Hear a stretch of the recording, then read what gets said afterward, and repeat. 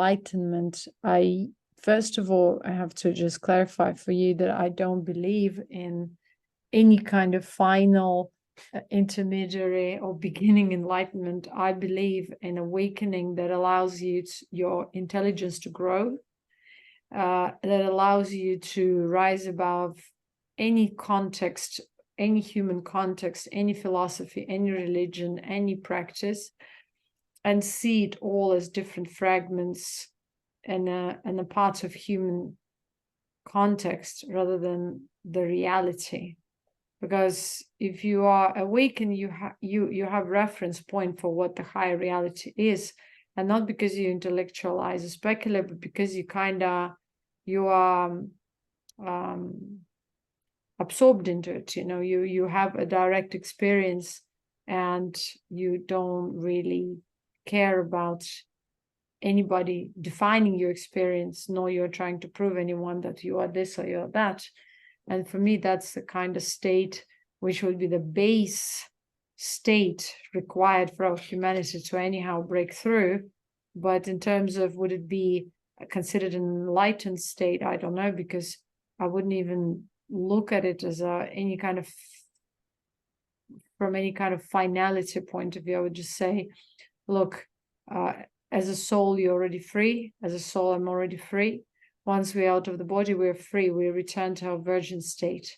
How we manage to blackmail ourselves into self-punishment programs, or how we manage to just kind of stuff ourselves into some kind of a context, that's our problem. And that's what we have to deal with. Once you're out, you see it all as a bogus endeavor, and you see it all as maybe unnecessary. But some people are so strongly engrossed into it that they just so much want to return to this limited context and cannot accept their immortal state. So many people are indoctrinated to the point where they start hallucinating that, you know, the process of exiting, hallucinating in terms of religious context, some kind of basically their mind is creating all kinds of pictures, and so they cannot experience the freedom of their consciousness beyond any context. And I think that that's what unfortunately we do here on earth, instead of really just living, okay, knowing that, okay, it's transitory, having experience, and then knowing how to exit. We kind of romanticize every little thing. We dogmatize, stigmatize, you know, create all kinds of ideas, and then just get possessed by these ideas, and possessed to the point where even at the end, where we kind of are forced to prematurely exit because the body is so corrupt and not fit anymore for life, you know, like prematurely aged. So we're pushed, but then we are like, our consciousness is still in that infantile stage where we don't know what's what, and we can't really discern. And I think that the first step for any kind of spiritual evolution is discernment. And discernment doesn't actually happen just because you want it. It happens just because your consciousness is sort of ready. You had either enough experiences, enough of ups and downs, you kind of evened up the perception, kind of removed the sort of a idea of ups or downs and see everything is just an experience. And that helps you to grow. So I can't really say what is this enlightenment that we're talking about. I think it's just like another marketing idea in this world, you know. And of course, from my standpoint, the more you can preserve energy, the more you are aligned with the soul, the more you have kind of creative capacity. And that can just result in longevity, in agelessness, which I think. So you can be a 1,000-year-old being, but you don't need to have wrinkles. So that's kind of the main thing that I realized, that we just got it all wrong. We don't need to practice meditation because it's natural state of contentment and equanimity, meaning we don't need to force ourselves into any state. We just have to realize it's just there when we are unbothered, when everything is just kind of balanced in our lives. We just are naturally in that meditative state. A meditative state, it means that you are aligned with the soul, it means that you're blissful. You experience deep sleep, but in a conscious state. So is it enlightenment? I don't know definitions, because I don't actually require definitions. For me, it's like if I'm able to just bathe in my own contentment, bliss, and I don't know, inner joy without any external object or idea, then I'm just fine, you know. How does it matter whether it's called enlightenment or awakening or spirituality or none? It doesn't matter, because it's beyond the level of definition, you know. So, and then when I see your question, so about lower levels of enlightenment, and so on and so forth, again, I just see the after awakening, you're just deepening and deepening, and you can see that some of the really evolved beings on this planet called it the levels of absorption. And the same, all the systems are actually speaking about the levels of absorption. We took all these writings, from my perspective, the wrong way. For example, Yoga Sutras of Patanjali, from yamas to asanas to samadhi. It's all different levels of absorption after the awakening. So because you're getting different experiences, different levels of absorption, your intelligence grows, your concentration deepens, and so on and so forth. But it's just one way of depicting it.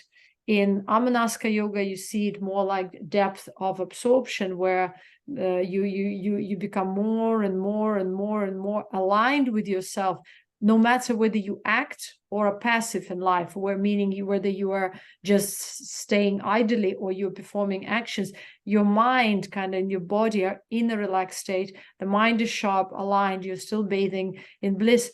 You're still capable of performing certain functions, but without really, I don't know, being that much disturbed from your baseline or basic state, right? And so, again, if you consider the word enlightenment as a synonym to the word absorption into your higher reality of being, or your natural being, or you consider it as a synonym to the word equanimity and contentment, or the synonym to the word awakening, then definitely I wouldn't even differentiate into lower, higher. It's just the more you let go, the more you withdraw yourself from any limited context or human context in general, the more you are just grounded actually into that absorbed state. You're grounded into that equanimity, and how deep it goes, only you know, because if it's gradual deepening, you can't just define. It's just like you look back 10 years ago, okay, how was it? How is it now? As a baseline, it's pretty much the same, but the mastery over it is much higher, I would say, because you can actually be deeper absorbed, but still be performing in life, meaning speaking or moving. If before, let's say at the start, you're more like a vegetable, you're more in this kind of, more like literally vegetable state. At the start, you're basically incapable of connecting action to the deep sleep state. With time, you learn to master and you learn to act, perform your duties and so on and so forth, maybe even learn or do whatever, but while maintaining this state of absorption, for example. So I'm speaking right now, but I'm in that state of absorption. And let's say at the start, I was just forced to be in 8-10 hours continuously in that slumber, which ignorant people would consider a sign of holiness, a sign of enlightenment, which is not, because an enlightened being actually is capable of moving and being active without really demonstrating that they are in that state.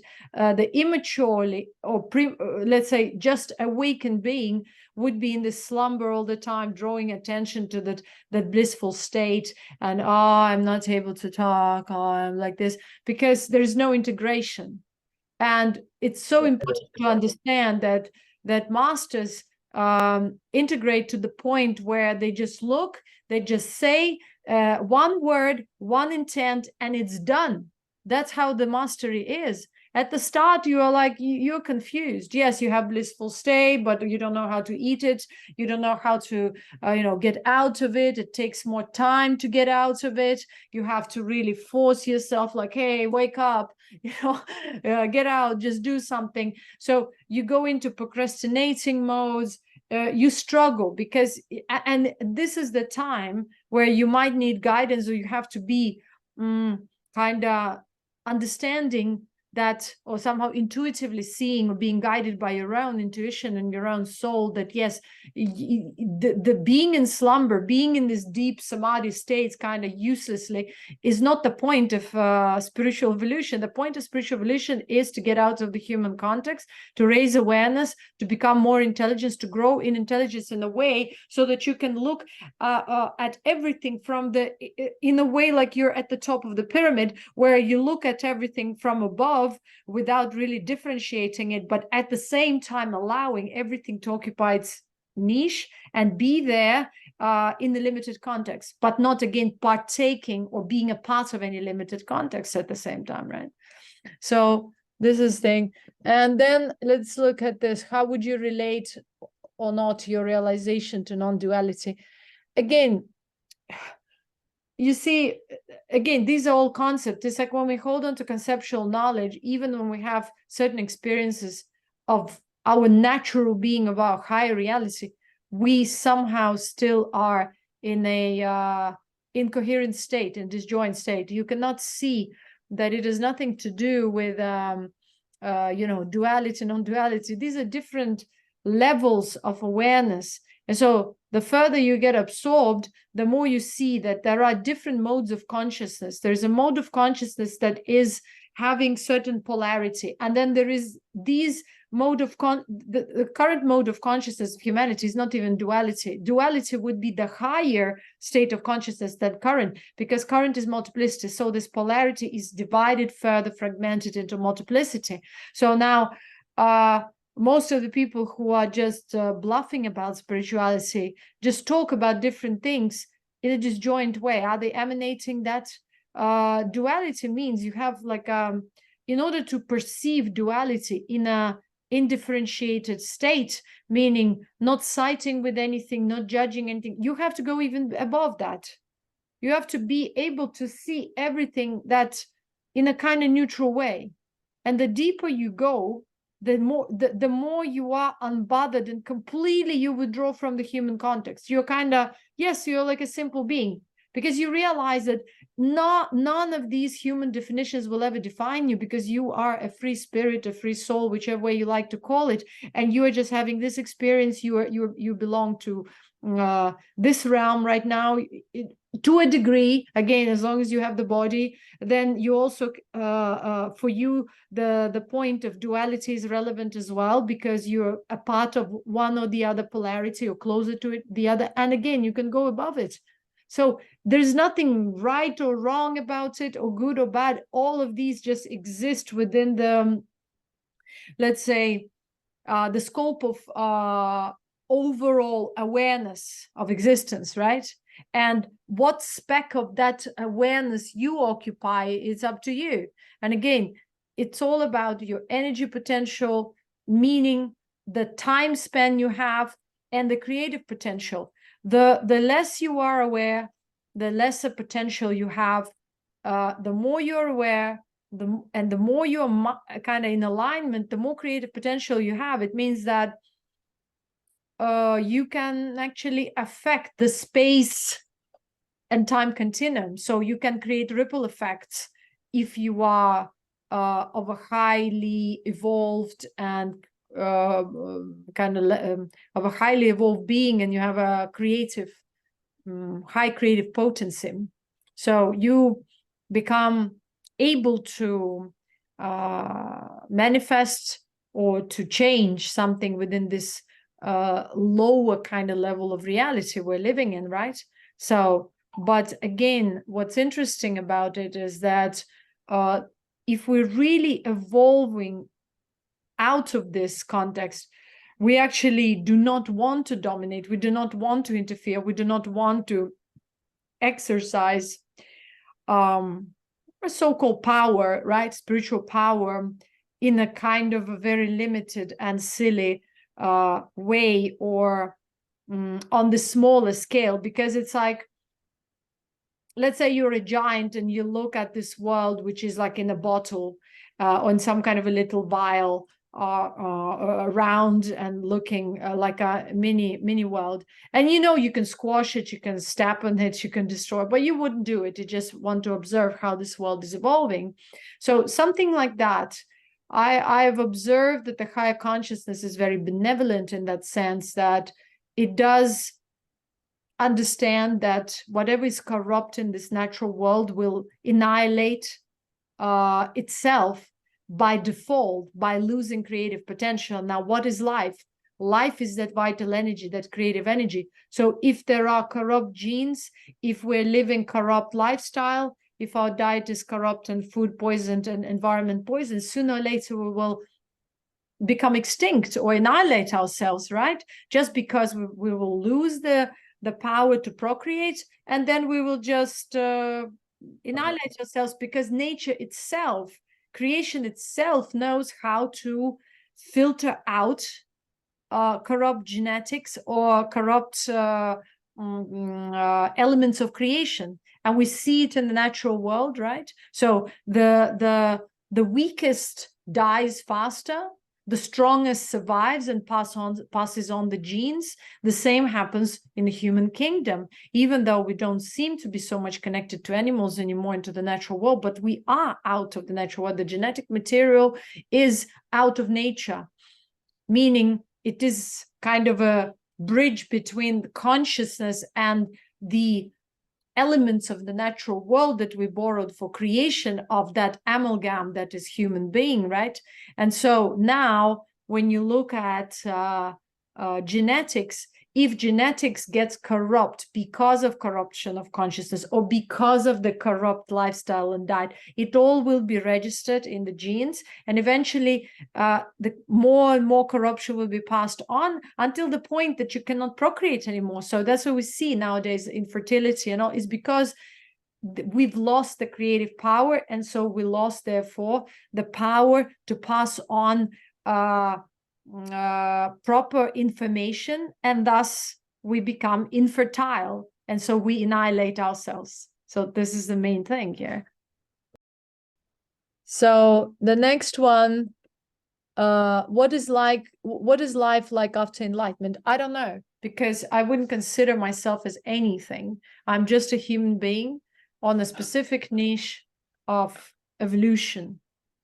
But as a consciousness, I'm always free and aware of all the dimensions at the same time. So, but as I'm locked into this body, and as I had to borrow someone's genetic material to have this experience in the body, I had to spend a lot of time refining this genetic material so that I can be comfortable in this body, right? So this is one thing.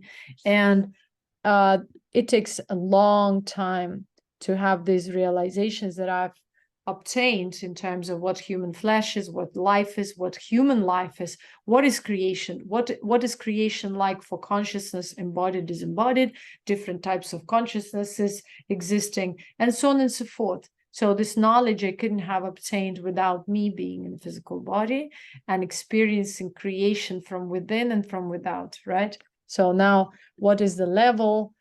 Whose definition is that, right? The more I grow in my intelligence, the less I want to be a part of anything. That's the only level I could define. So the more you are kind of content within yourself, the more you see everything kind of from above without really claiming superiority or participating in any kind of scales of superiority, inferiority, the more at peace you are. And when you're at peace and rooted in bliss and contentment, what else do you need? Whose definition you care of, right? So then, so what are the day-to-day experiences? Just live life, clean your toilet, make your bed, be disciplined and aligned. So alignment, we think that, oh, if you're spiritual, you have to be served. These all are corrupt modalities of which have been created by beings who claim to be spiritually evolved, but at the core, we're corrupt. Truly evolved beings do not claim anything and do not try to become or appear as gods or kings on earth. Sometimes life puts them maybe in the context where they're more respected. But again, would I want to be a handicapped after so-called being seen as a more evolved or intelligent or even enlightened being? That would be absurd. I would love to still exercise my own muscles and clean my own toilet. Does it make me look like I've lost something, or I didn't get properly what this life and social hierarchy are? Maybe from someone's standpoint, but from my standpoint, I'm enough capable of making my own bed, making my own food if I need to, and cleaning my own toilets, and possibly doing many other chores and being happy, and then spending time like in nature or observing nature. What is their day-to-day life? Does it need to be any special life? Maybe for some pseudo gurus and false beings who are taking advantage of other people, they're clowns, they're performers, they're comedians, they make a show. Truly evolved beings doesn't need to show anything, not to be someone else's comedian or someone else's, Google know-it-all Google tool, AI tool that tells you, oh yes, your poop needs to look like this, or your life after awakening has to be this way and that way. Well, if you consider, or if you continue following the external attire, you're going to end up somewhere on the periphery of spiritual evolution.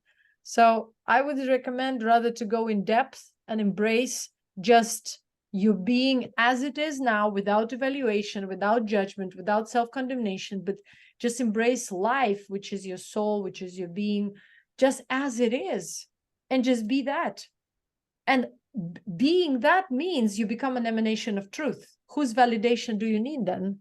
Whose enlightenment or non-enlightenment concepts do you acquire or follow or need or want to pursue? None, because it doesn't make any sense. Now, so then the last questions of yours is, what comes after enlightenment, or what is the point after enlightenment? Well, again, there are different stages which you could call the turning point stages, right? The first would be when you kind of, for the first time, experienced yoga, means tasted your soul, whether in the body or out of the body, because some people have this spontaneous out of the body experiences that may realize that they're free and have always been free. Some people can have just an awakening and the experience of yoga, which means this alignment, this depth of being, natural being. I don't know, the words kind of fail here, like deep contentment that you experience, and that is the awakening. But the thing is that it should never leave you. It can only be slightly veiled, or to lesser or to deeper degree, but it never leaves you if you're truly awakened. But now, if you don't do anything about it, it will just stay that way, or your body will start feeling misalignment with your conscious state. It means it will start kind of alarming that, listen, I know you're awakened now, but listen, I have inflammation going on here. I have parasites, I have this and that. And if you consciously do not understand this, do not neutralize that, the body will start failing you, even if you have the experience of being free and awakened and content and so on. Your body will start stagnating and bringing you struggle, because you will start having because the presence of the parasites, the presence of pathogens, and overall kind of unclean state of your flesh will signal your immunity will flatten. You may still have pains coming from tantra, and that will kind of cause you some sort of stagnation, right? And so what comes after that, and what's the purpose from my standpoint? It's alignment. It's being able to retain that freedom and grow in that freedom, seeing, recognizing falsehood, disillusioning oneself, letting go of whatever ideologies, whatever conceptual knowledge pieces of information, disjoint pieces of information, questioning, observing life to the depth from your own body, from within, kind of outwards, observing nature as well.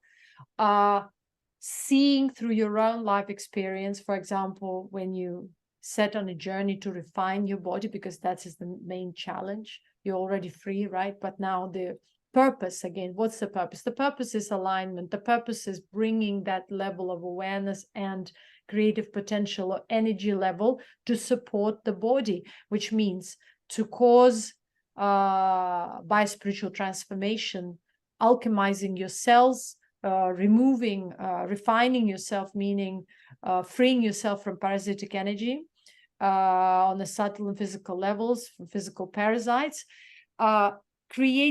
immunizing, creating a strong electromagnetic shield that is impenetrable by the parasitic energy, by the natural, by the elements of parasitic nature from nature, right, from natural world, and kind of concealing your being.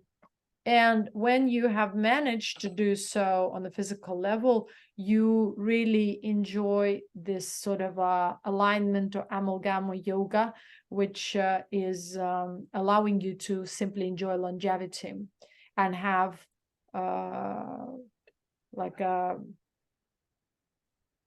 indestructible creative potential, and also freedom to exit from this realm whenever you please, so rather than be succumb to the premature decay, degeneration of cells, parasitic absorption of your vital energy for their survival, and literally destruction. Cancer is simply the parasitic absorption of your vital energy by different kinds of parasitic entities, such as worms, such as fungi, such as yeast, such as amoebas, protozoas, etc., etc. And so when the cell loses its vital energy, when your electromagnetic field and the rhythm of, like, you can call it in esoteric terms, the electromagnetic circulation, I don't know, the energy circulation is not proper, right? Certain areas of the body decay and age faster, and they become open to the parasitic energy because the field there is weaker. Yes. And so, for example, if the person stresses about certain areas of life, that area of life that is processed by that type of gland or by that area in the energy body will be then weaker, and so that area will be then easier infected and affected by parasitic energy, which is, again, as I mentioned. But then also there could be parasites such as chemicals and different kinds of pathogens of non-organic nature, which we again absorb from our environment, polluted environment, from our polluted water, from our poisoned food, and so on and so forth. So again, it's a big challenge at this point in this era, at this time, because the immune system is so overburdened that we spend so much of our vital energy to just fight and detox. And if we do not consciously understand it and do not help our body simply deteriorates, and we call it aging, when it's just a disease state. It's a state of chronic inflammation, and then our neurology fails, our hormonal system fails. We start, it starts just, like a broken machine that starts just pushing the light or pushing some signals in the wrong direction, and then you start having suddenly neck pains and head pains and ass pains. But it's all coming from your from the toxins that just circulated through the blood circulation, which settle in some tissues, the toxins that mimic and interfere with your hormonal system, and all that creates disbalance, right, or imbalance, or dysregulation in the axis of hormones, neurology, or the so-called biochemistry. And so then the body is stagnant, and it needs to throw all its arsenal of vital energy to simply survive, even for as long as 80 years. And I am sure that even though we're trying to boast that we're actually having our medicine so advanced that we're surviving, the quality of life is not there. We are medicated as early as 10 years old, or earlier even nowadays. So how are we actually expanding our lifespan when we are just codependent and drugged?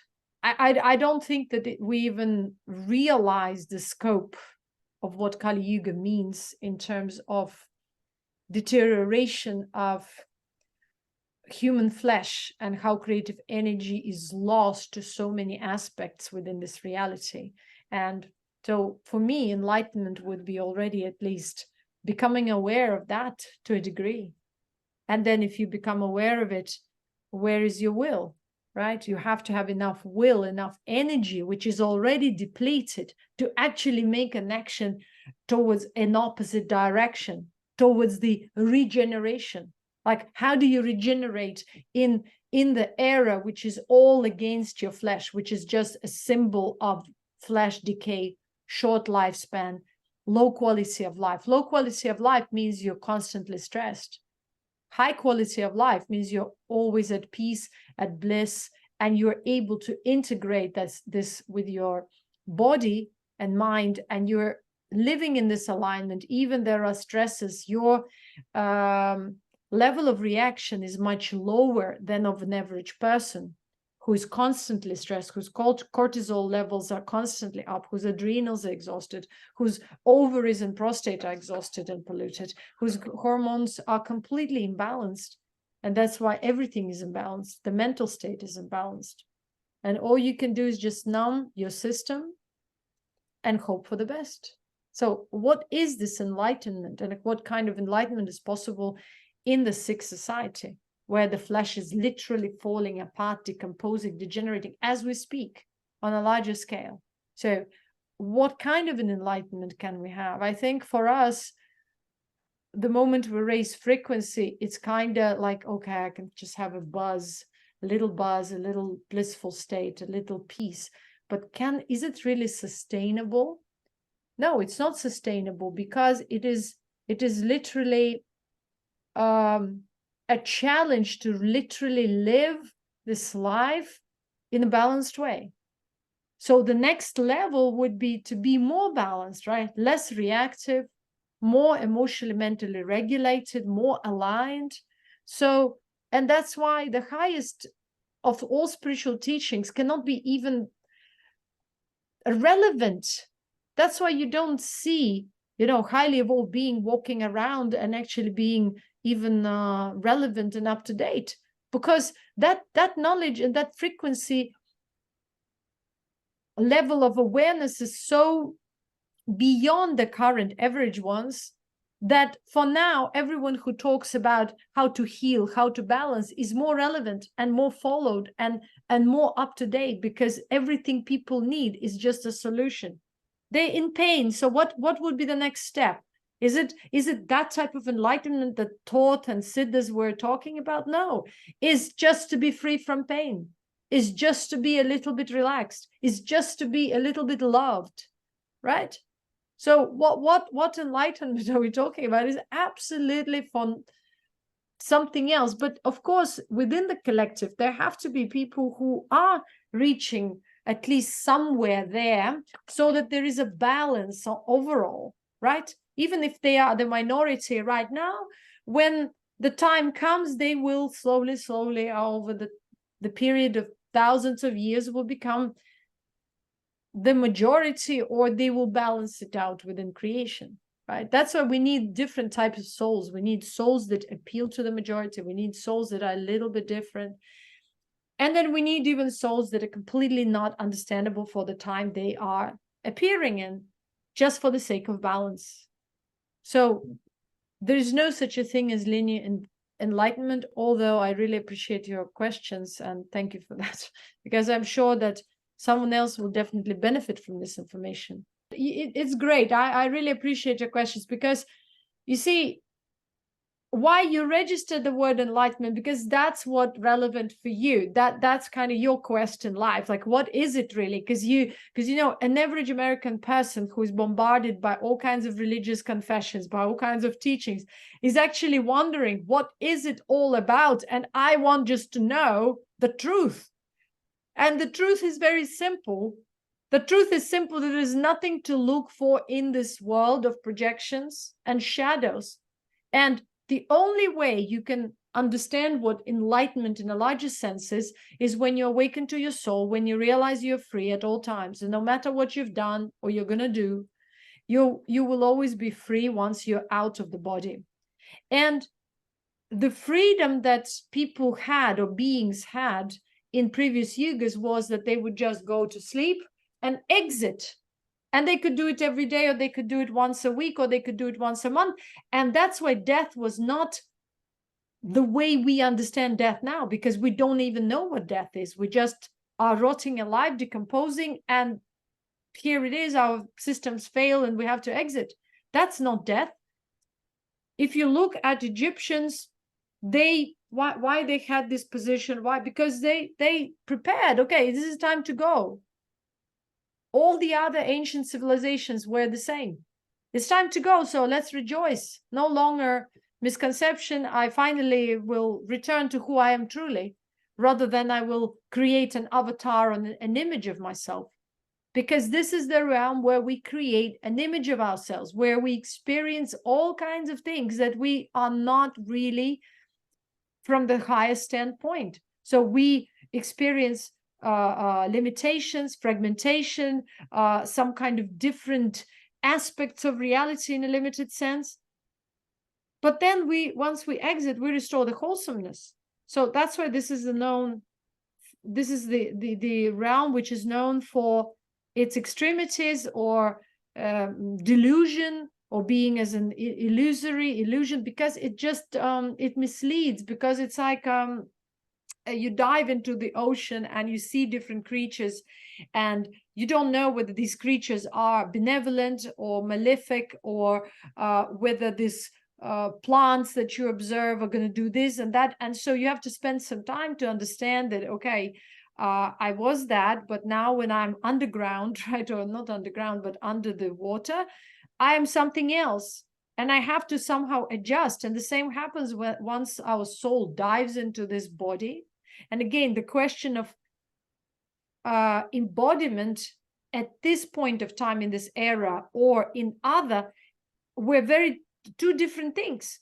Because again, incarnation does not always need to be through someone else's womb.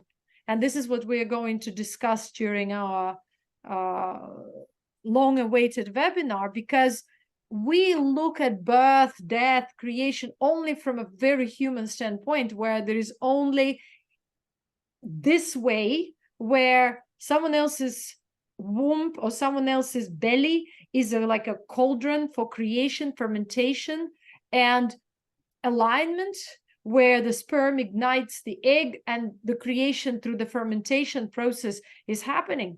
So, but how about different times and different modalities of creation, which could be happening outside of anyone's womb, which could be self-generating, which could be self-appearing and materializing. So we don't have that kind of reference point. No one even thinks about it unless you, again, as I said, arise in awareness and start simply receiving access to higher forms of information. And this would be the other aspect of that so-called enlightenment or evolution, where you don't need to learn from books and get evaluated by precisely a certain university, or say, okay, I have a certain certification that therefore I'm considered as an intelligent being, but your own growth, your own natural by frequency access to certain aspects of reality, the collective consciousness, different pools of information allows you to absorb and learn from within, where you just simply know. It's not that you're a super powerful, omniscient. It appears like this, but you just know, that these things didn't happen in history. It's not based on your belief or because you favor certain nation or don't. It just because you know that a lot of things that we know of as historical facts are historical fictions, for instance, or that what we know of our society and evolution and everything is just something that has been adopted as the mainstream way or narrative just recently, as recent as 500 years, say.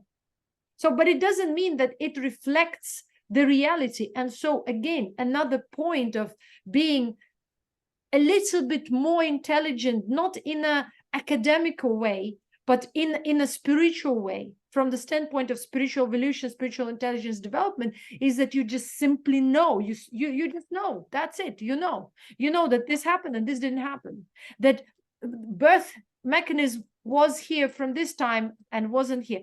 Genetic modifications have been there for eons, for thousands of years, but now we are at the least of the evolutionary level of development. Yet we think that we're the best because we just managed to, in petri dish, create this different kind of connection of certain cells. Maybe we a little bit advanced in this stage now, but the medieval alchemists did it before in their own labs and in their own ways, because they knew the base elements of creation. They knew the basic principles of creation. They knew the process of fermentation. They knew how to preserve life by avoiding fermentation and rotting of matter in the intestines. That's why all these different systems of purification, refinement, by spiritual refinement have been created. But unfortunately, only remnants reached us. And now we base our idea of enlightenment on this degraded state, on the remnants. It's like I'm trying to build a castle of some king of Atlantis on the remnants of some kind of boulders that I found now scattered along the valley. That's absurd. I have to have the intelligence, because by using the same old rocks is not going to make me create that which is the reflection of a higher intelligence. So what we're doing now is something like this, which is idiotic. We're trying to replicate something, fool ourselves that we're getting into some kind of an enlightened era where our flesh is being eaten by parasites every second, that the toxins and the residue of the livelihood of parasites is spreading all over the body and inflaming it and keeping it in a chronic inflammation, shooting pains all over. We have allergies, fibromyalgia, we have psychosomatic disorders, all kinds of syndromes we can't explain, right?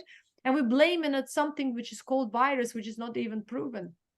Let's call it pathogen and toxin, and then connect it to the enlightenment. So how is it all aligned? I have no idea, and I'm actually nobody to give any idea. I'm just raising awareness to kind of make people who have a little bit something there to kind of question, just question. You don't need to believe me, disbelieve me, condemn me, or judge yourself. Just observe and question. That's the way to grow spiritually and in intelligence. And one day, whichever that day is, in whichever era, through whichever embodiment, your intelligence will break through and you will realign, and we say, well, I've always been free. I've been just dogmatized. I've been just brainwashed. And I had all these ideas that I have to be something else. The idea of enlightenment actually takes you away from who you are at every point, because every human being can access their natural state at any point, and they can experience that freedom in terms of just being there in that natural, blissful, absorbed, content being state. And that has to be just cultivated. But no, we create this sort of disjoint ideas. Oh, this is not enough. I need to do something to go back there. I have to serve someone to be myself. No, you don't. You don't need to do anything if you have been aligned with your soul, and if your soul has become your guru and the doorway to what creation is. Because between the creation and you, there is guru, which is your soul. Without being aligned with your soul, you can't gain access to knowledge and creation. because this is the very key. And if someone who is a physical being, who is maybe themselves are more aligned, more aware, more intelligent in some ways, they can remind you only of that.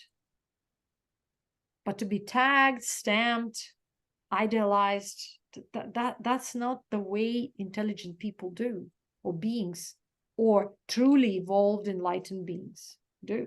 They don't participate. Once you're out of there, you just stay where you need to, in a very humble way. Yeah. So in America, we have an insane amount of sugar in our food. Is Europe nearly as bad about that? And do you notice a difference between your American and European students in terms of how much In the in our system? UK, you will see a lot of sugar everywhere. Okay. Most of beings who let's put them addicted, they can't just live without it, because their entire livelihood is based on spikes in insulin and release of small amount of dopamine because of eating something sweet or enriched with sugar, right? Or let's say eating something which is of grains, of beans, of, like, I don't know, dairy, like milk products, which again have substances that are opiate-like. So they create this sort of a false feeling of nourishment when your cells are starving. But it's not just about sugar. The sugar promotes the growth of pathogens, or the spread of pathogens in the body. Because again, if it's non-organic pathogens, sugar will make them move faster from the blood to the other tissues, right? And settle there. And all your arthritis and all these other issues will start coming up, right? Or worms and fungi all depend on these substances, grains and sugar and so on and so forth. So obviously when you eat them, you promote that overgrowth. My hypothesis, as of late of my research, I realized that most of our cancer formations are actually parasitic cystic formations and other damages from the parasites. But the most important that I realized that parasites can be self-generated, and that's what's dangerous, because when you imbalance the pH of the gut, the parasites simply can be created by so-called biogenesis. And in our alchemy, it's been known since medieval times that the process of fermentation and rotting of one matter can transform that matter into something else, right?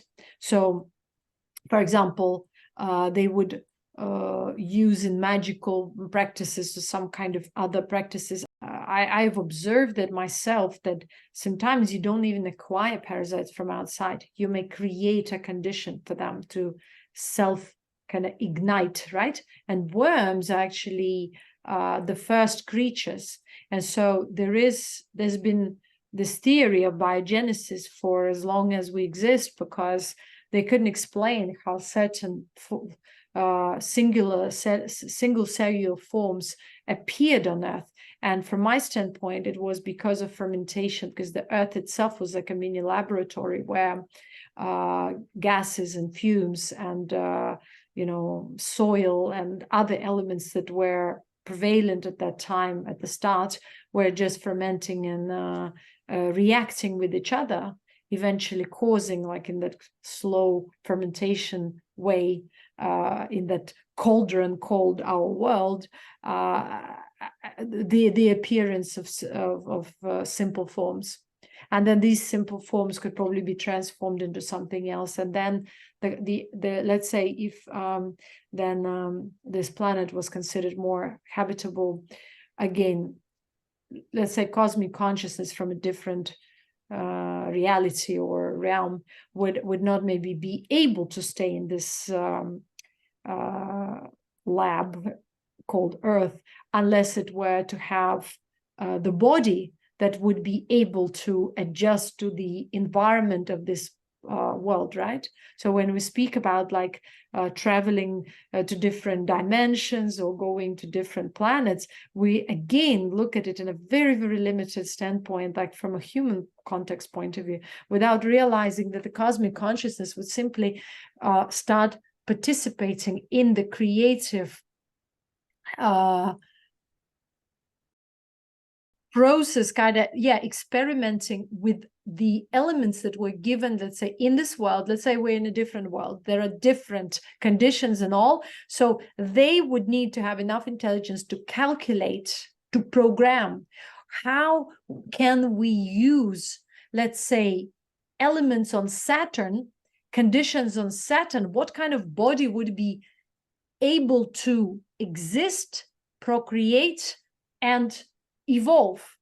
And so they would start colonies, right? If I'm an intelligent consciousness from space, I would look at it like that.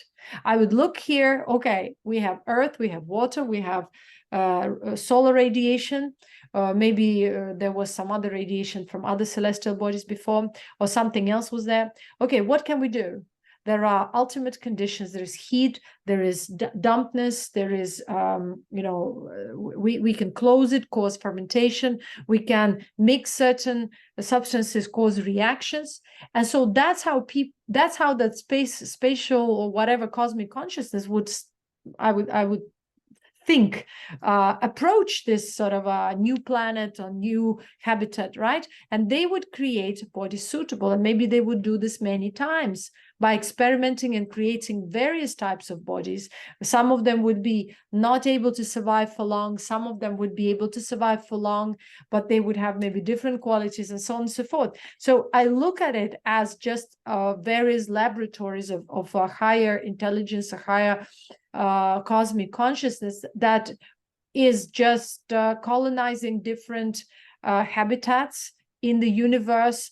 It doesn't need to be this type of universe, meaning of this dimensional and frequency vibrational level. It could be something else, but they would use then that world's elements or whatever that would be relevant for creation and would create something else, right?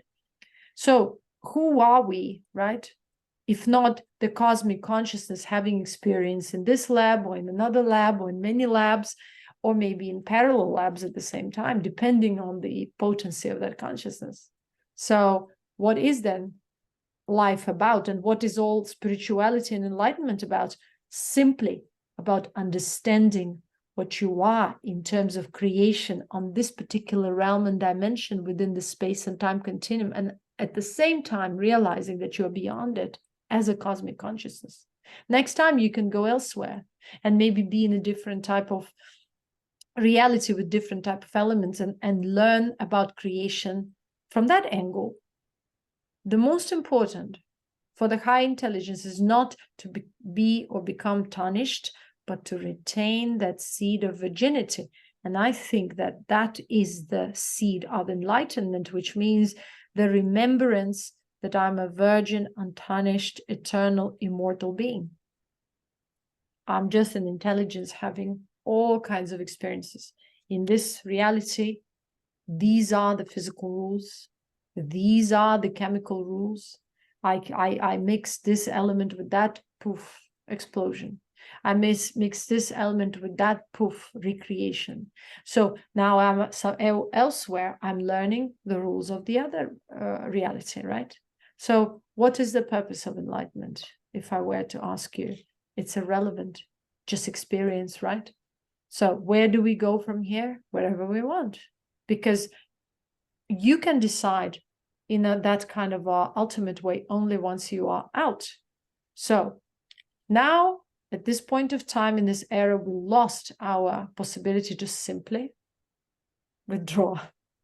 So for us, this became now a challenge, a goal, when in reality, that's just our natural ability that we have simply forgotten. It's like if you, let's say, learn to drive a manual car or manually driven car, and automatically, and you just started You learned them both, but then you started driving only automatically. In 10 years of driving automatically, you will have difficulty driving the manual car.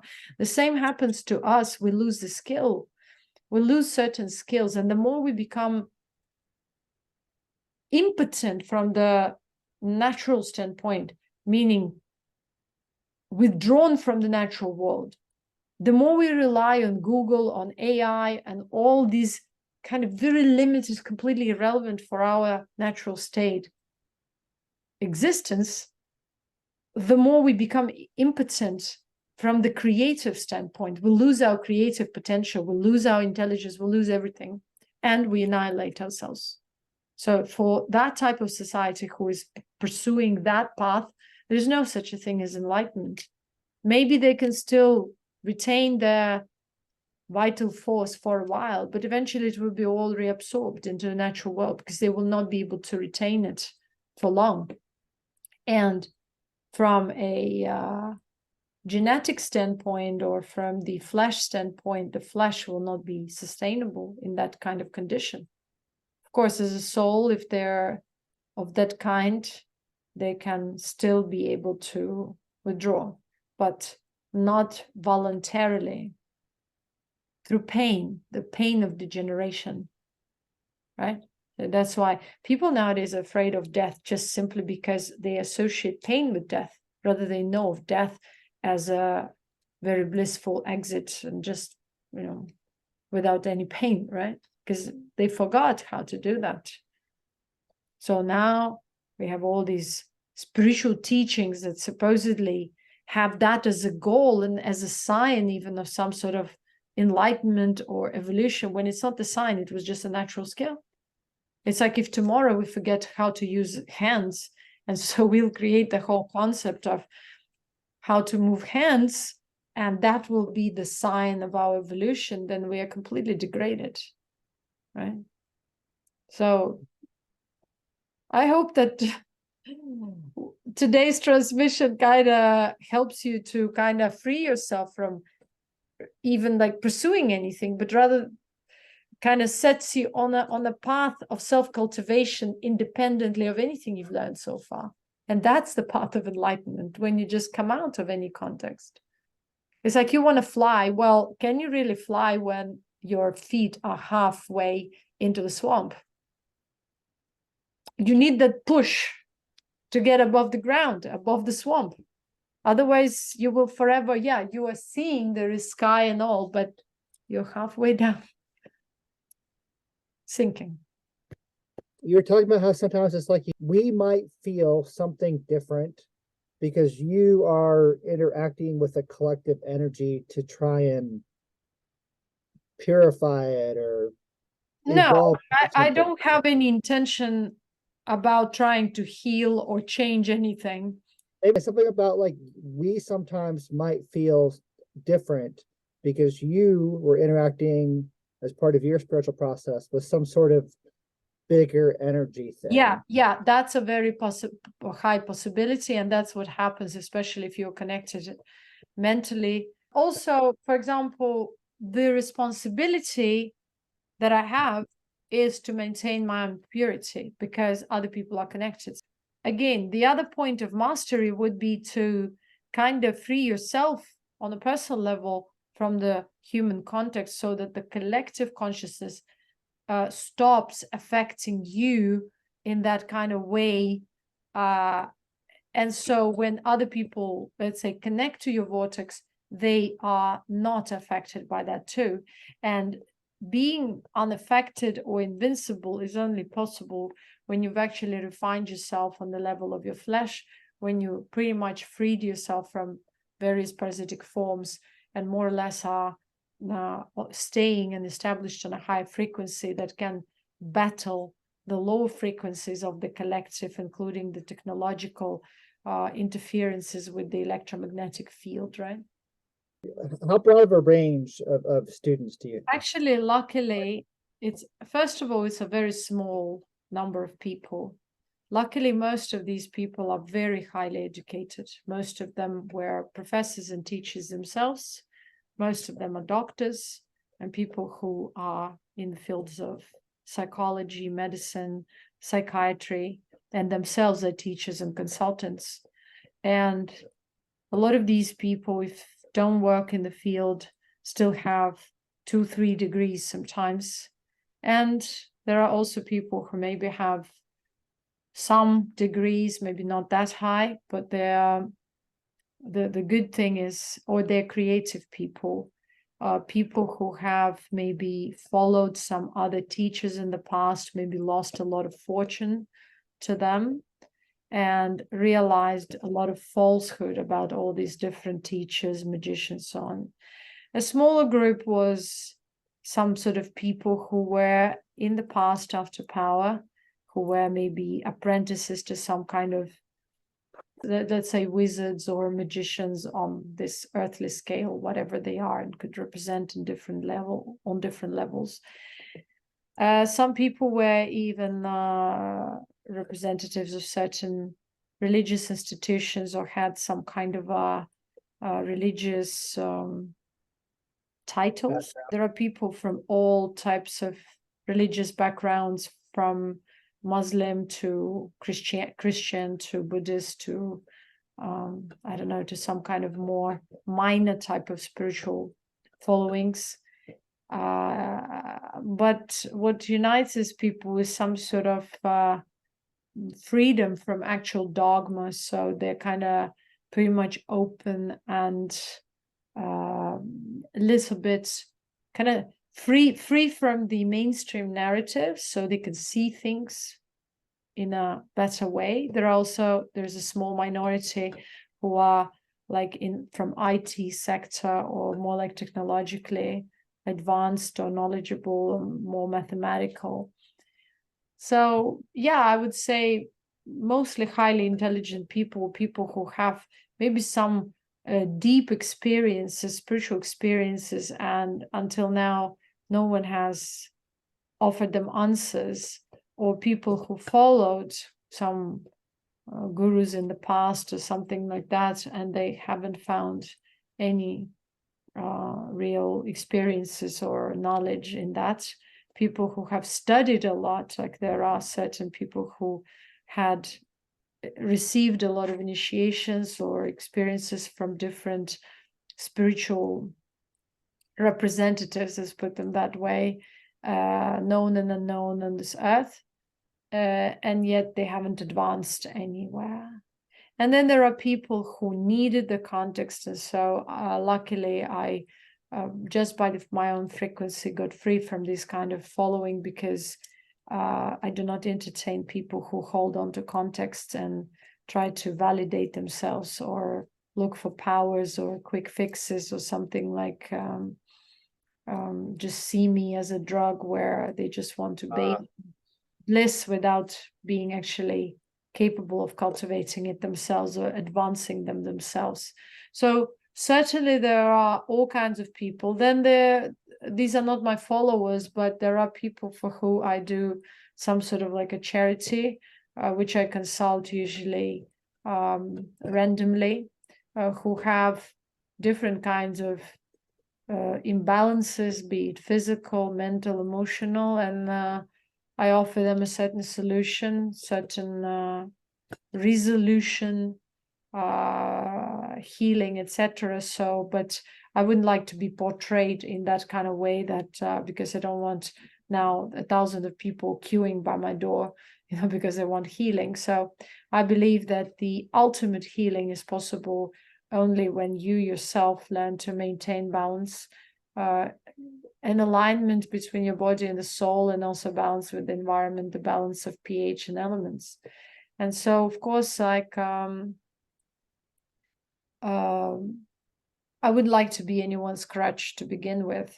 So what I'm doing is just to raise awareness. It's not just like to offer a crutch. And of course, the type of support that I offer is very much on frequency, on a high frequency level, which has nothing to do with my appearance or with my physical presence in anyone's life.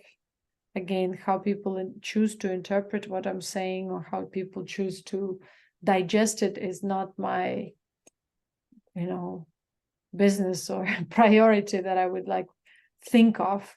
because again, everyone is their own being, and everyone will choose to see things the way they can in a given time. And again, the most important point here is to get away from the past narratives, from old concepts, and kind of see things for what they truly are, independent of your past, right? I've been also contacted a lot of times by occultists and people who practice occult, and they were very interested in my persona, and I offered them certain insights too. But some people had to learn in a different way. My philosophy is no trespassers. I do not trespass, and I do not allow trespassers, meaning I conceal myself. I wish everyone the best of the best in their journeys and for their evolution, but no trespassers are allowed. So, there are certain people who are in the field of natural sciences or medical fields or some kind of mathematical scientific fields, but I wouldn't say they're in their 20s, perhaps. I mean, again, because we're doing probably right work, people look quite young, or they just stay at the age they met me and they started this process of self-refinement, so they stay that way for long.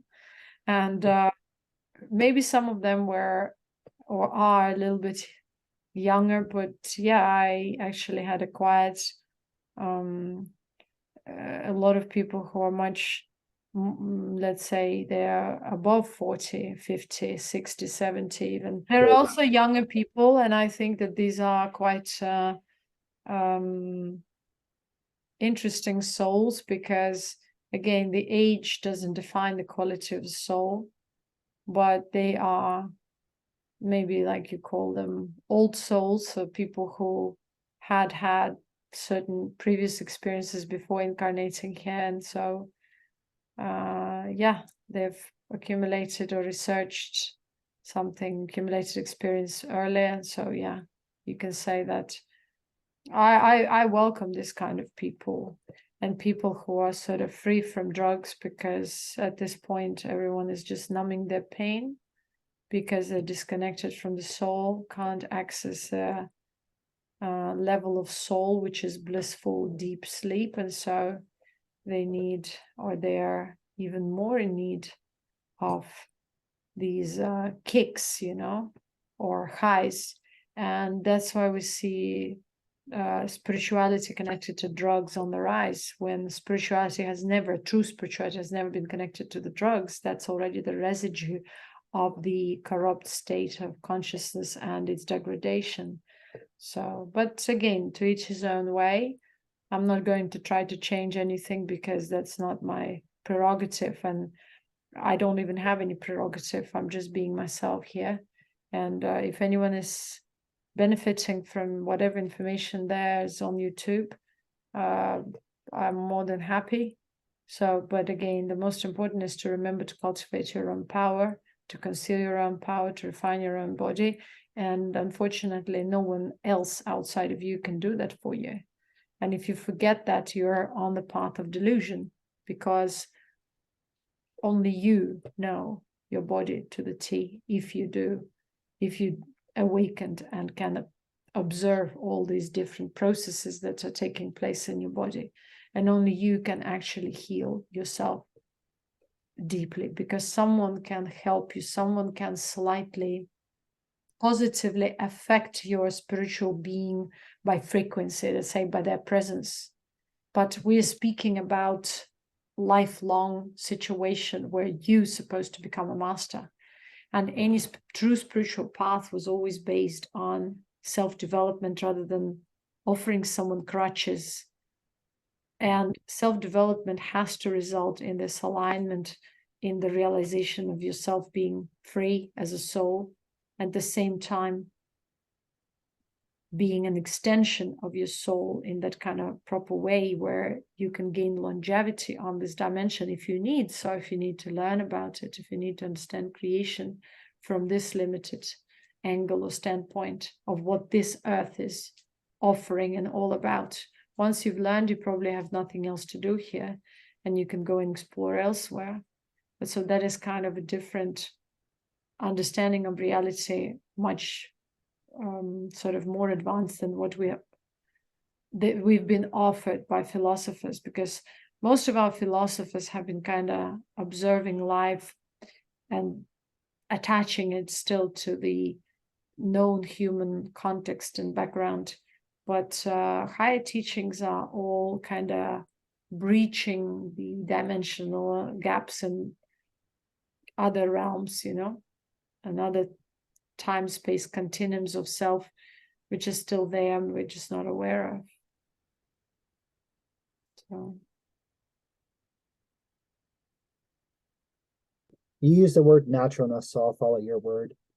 The sort of being in the moment in naturalness thing, like I'm in it and something kicks me out of it. So it's that trying to be in it more and not as easily kicked out, like resting in a natural state, unperturbed naturalness without the external world or yourself knocking you out of that relaxed naturalness, natural awareness. yeah, the key is remembering balance. And again,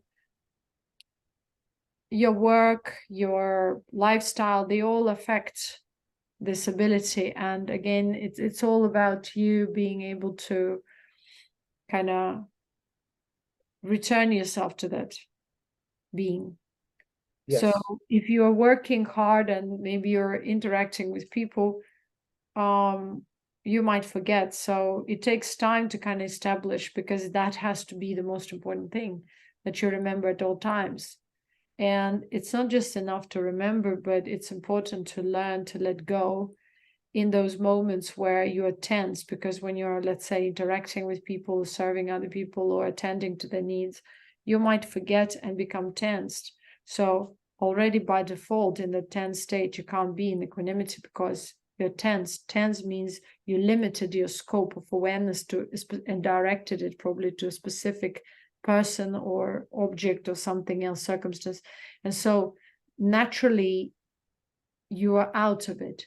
Now, there's nothing wrong with it. It's just that the point is to learn to kind of integrate the relaxed state with actually the moment of narrowing down or focusing onto something or someone, and kind of maintaining that balance between the both.